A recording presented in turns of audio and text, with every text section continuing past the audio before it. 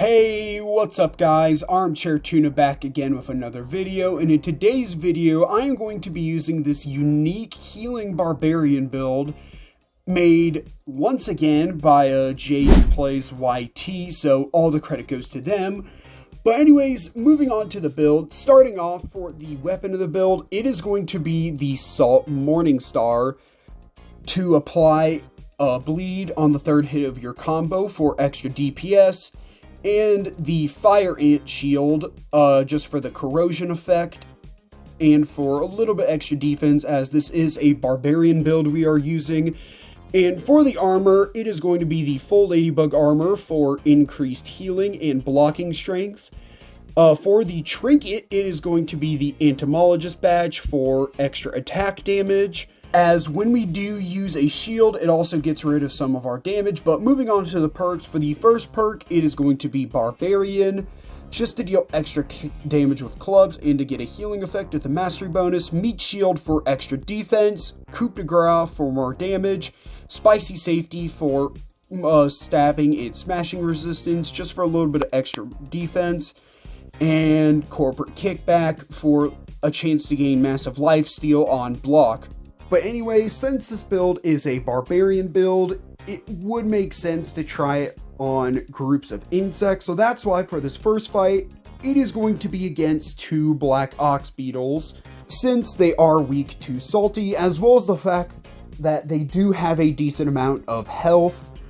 But anyways, as you can see, the loadout is the same, and I forgot to say in all these videos, this is recorded on WoW for some of you who are wondering, but starting off, already the Black Ox, this first Black Ox Beetle is already down to half of its health.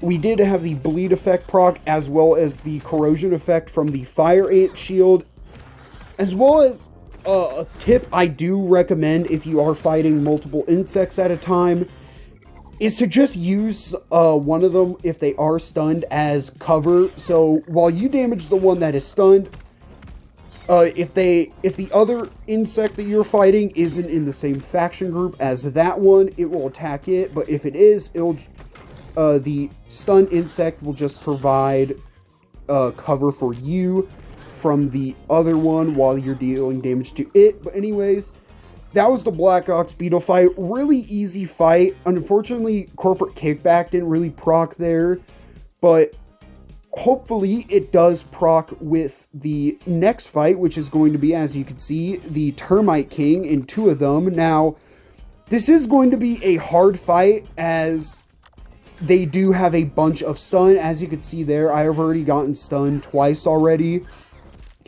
but so far it is going pretty good. We already got this first one down to over half of its health, and we are using it as cover so the other one can't attack us. But this one, the first one is dead, and we are currently on the second one, and we're already down to half health, but he does get the stun on us, and we do manage to stun him right back, and we are doing a really good amount of damage. Barbarian is healing us a decent bit, but unfortunately not enough to recover from attacks like that, but we still managed to take out the second Termite King. Moving on to the next fight, it is going to be the Man. Now, the Man, I know I did want to keep it mainly salty enemies for this video, but the Man I did want to add just because it comes right after the Sandbox, and the Sandbox is obviously where you get the Salt Morningstar from. And so far, we did do a decent amount of damage to it. We did apply the corrosion effect from the shield and also the bleed effect. And one thing I do want to say with this build is that because of the recent update, it isn't as good as it used to be, just because of the fact that the shield does get rid of a decent amount of damage you would have been doing with the Morningstar. But so far, we are doing good. We did get it down to half of its health, and also from the boost with Barbarian and also the entomologist badge, it does kind of cancel out the shield debuff that it gives, which I believe is about a 20% damage reduction, but I could be wrong. We do manage to stun it here, so we are able to get a little bit of extra damage off of that. But skipping forward a little bit just to save some time here, we do eventually kill the Mant.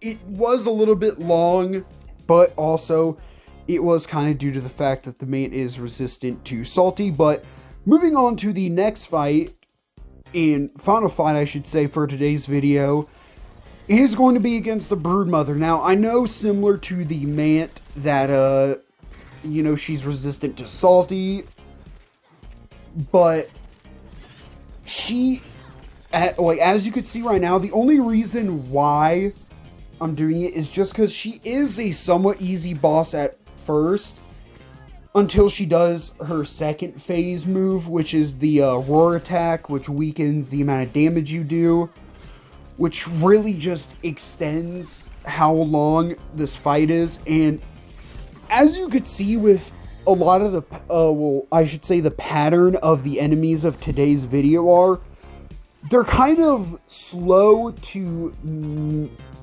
like mid-tier speed, if that makes any sense.